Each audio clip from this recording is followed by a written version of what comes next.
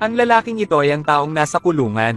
Sa wakas ay napalaya pagkatapos ng mga taon ng pagpapahirap. Nang dahan-daang bumukas ang pinto, isang malakas at matapang na figura ang lumitaw. Mukhang hindi bababa sa 2 metro ang taas. Pero sa totoo lang, dwarf master lang siya. Tingnan mo siya ng ganyan. Ngunit kahit saan ka pumunta, ito ay napaka-energetic. Maya-maya ay sumakay na ang mga juniors ng lalaki para sunduin siya. Sa sandaling ito, ang lalaki ay naglakad patungo sa kanya na may mga hakbang na hindi napansin ng kanyang mga kamag-anak. Sobrang understanding din ng mga lalaki. Buksan ang pinto ng kotse para sa lalaki. Sorry boss. Bobo. Maghanda na maging matandang magnanakaw. Ngunit nang makita ng lalaki ang pagbunot ng kanyang baril ng kanyang junior, agad na humakbang at sampilan siya, dahil ayaw na niyang bumalik sa kulungan. Tingnan mo ang bag sa ball. Biglang may naisip ang lalaki. Nagtago ako sa bulsa ko. Pagkatapos ay hilingin sa mga junior na dalhin ang mga bag sa tindahan ng alahas. Sa oras na ito, napupunta ang pangalan ng junior upang maakit ang atensyon ng salesperson. Lalaking nagtatago sa bulsa, tahimik na gumagalaw sa maikli kong binti. Ilang minuto ay nasa ilalim na siya ng brilyante, at inilabas niya ang drill. Matagumpay na nakawin ang brilyante. Pagkatapos magnakaw, tahimik niyang ibinalik ang kanyang bag. Hindi inaasahan. Sa oras na ito, biglang may pumasok na tuta. Makita ang tagumpay. Tatakas na ang junior na may hawak ng bag. Ngunit sa sandaling ito ay biglang binuksan ng lalaking nasa bulsa ang flashlight. Nakatawag agad ng atensyon ng lahat ang tumatahol na aso. Napansin din ng tindera na wala na ang brilyante. Tumalo ng junior, pinaandar ang kotse, at tumakas. Pero pagkatapak ng gas, umiikot pa rin ang sasakyan sa pwesto. Hanggang sa bumaba siya ng sasakyan ay napagtanto niyang nakalak ang mga gulong. Maya-maya lang ay tumunog ang sirena. Sa desperasyon, walang choice ang junior kundi kunin ng lalaki at tumakbo. Pagdating ng pulis, ang lalaki at ang iba pa ay tumakas ng walang bakas. Pagkatapos ng investigasyon, ang alam lang ng pulis ay isang duwende ang nagnakaw ng brilyante. Sa kabilang kamay, pareho silang nagtago sa isang supermarket, ngunit hindi nagtagal ay hinabol sila ng mga pulis. Ang tao ay natatakot na malantad. Kaya pinalamanan niya ang mga brilyante sa bag ni Ana. Pagkatapos ay palihim silang nag-espya sa bahay ni Ana. Makinig ka, alam ng lalaki na gustong magkaanak ni Ana at ng kanyang asawa. Doon nakaisip ng plano ang lalaki. Nagpasya siyang magbihis bilang isang sanggol. Pumasok sa bahay ni Ana at ibalik ang brilyante. Kaya inilagay niya ang kanyang sarili sa basket ng aso. Nakabalat kayo bilang isang sanggol. Pagkatapos ay hayaan ng mga junior na ilagay ang kanilang sarili sa harap ng bahay ni Ana. Sinong mag-aakala na sa ganitong oras, isang malaking dilaw na aso ang nagkataong dumaan. Sa tingin nito ay isang lalaki ang umuokupa sa bahay nito at gusto siyang paalisan. Ngunit ang mga lalaki ay masyadong malakas. Sa desperasyon, binigyan siya ng aso ng isang tasa ng mainit na tsaa.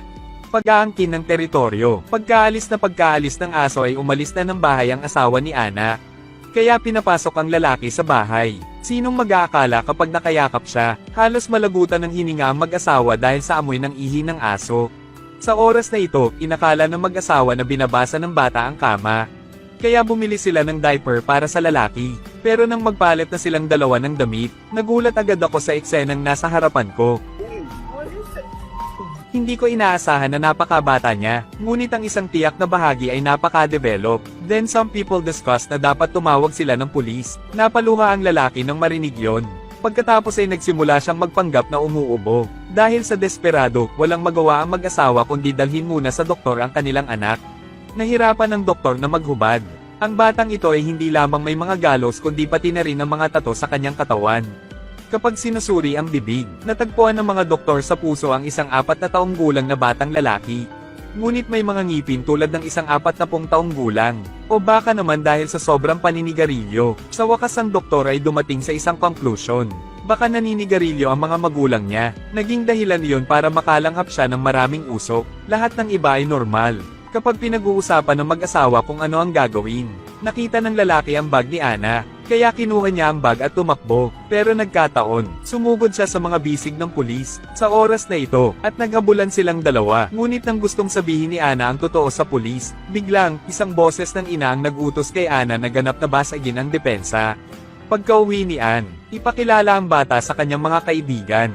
Pero akala ng lahat ay sobrang pangit niya. Bakas sa mga mukha nila ang disgusto. Napakalungkot nito sa mga lalaki. Kapag may dumating na lalaki para kumustahin, ang lalaking nagturo sa kanya ng leksyon.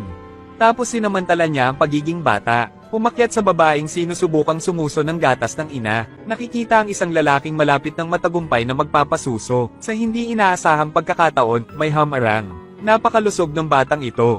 Kadalasan kapag nagpaalam kami, lahat ay naghahalikan sa isa't isa. Kapag lalaki na, binuhat niya ang babae at hinalikan ng galit, at tuluyang komandat sa kanya. Agad na iminulat ng babae ang kanyang mga mata sa sobrang takot.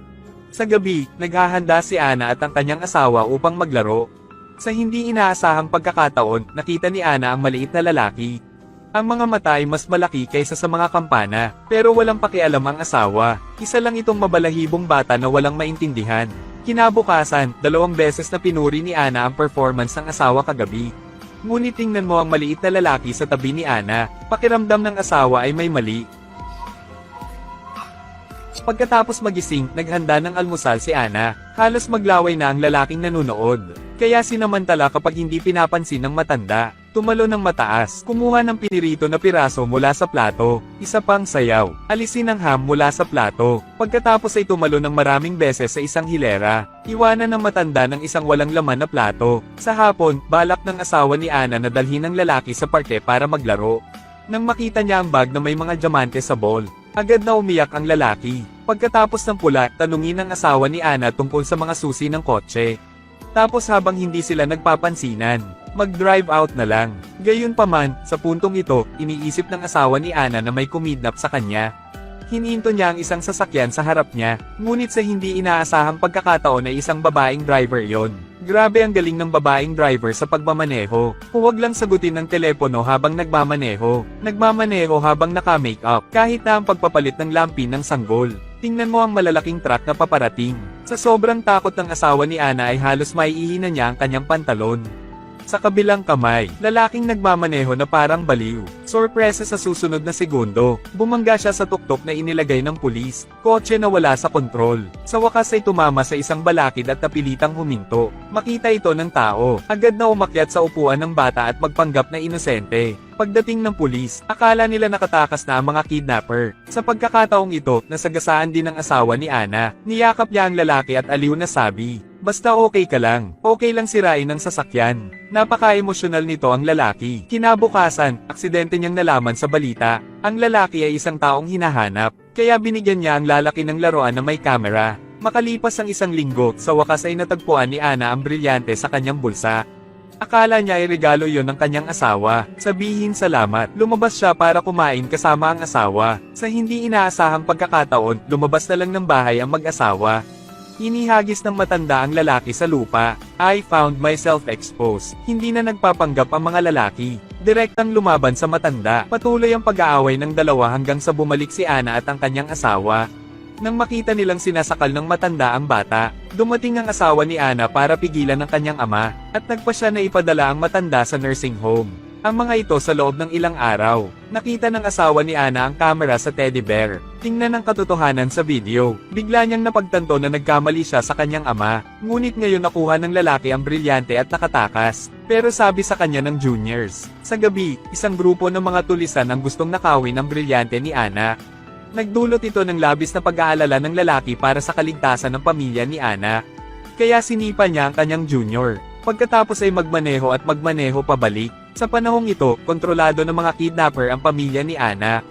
Gayunpaman, ang biglaang hitsura ng isang lalaki. Ngunit nalilito ang lahat. Dinala ng malaking lalaki ang lalaki sa itaas, at mabait na maghanda ng mga laruan para sa kanya. Pero agad kong pinatay ang ilaw at aalis na sana. Kapag binuksan mo muli ang ilaw, walang nahanap. Nakahiga pa rin ang lalaki habang natutulog. May inosenteng mukha. Pagkatapos ay dumating ang isa pang tao upang makita siya. Pero nang makita ko ang bata sa harapan ko, hindi siya masyadong nag-iisip. Pagkatapos ay naglabas ng patpat ang lalaki. Hampasin siya sa lupa gamit ang isang mabilis na sugod. Oh my God, nakakita ng lalaki ang 2 hit na lalaki at nagsimulang magsanib puwersa. Minamaliit pa rin nila ang maliit na lalaki. Sa pagkakataong ito, nasagasaan din ng pinuno ng mga kidnapper, at binyantaan ng lalaking may hawak na baril na ibaba ang eroplano sa kanyang kamay. Dahil dito, bumaba ang lalaki sa eroplano, hampasin ang ulo ng mga kidnapper. Sakto namang dumating ang mga pulis, upang itago ang pagkakakilanlan ng lalaki. Sinabi ng asawa ni Ana na anak niya ang lalaking iyon. Sa wakas ay hayaang ibalik ng lalaki ang brilyante na pulis.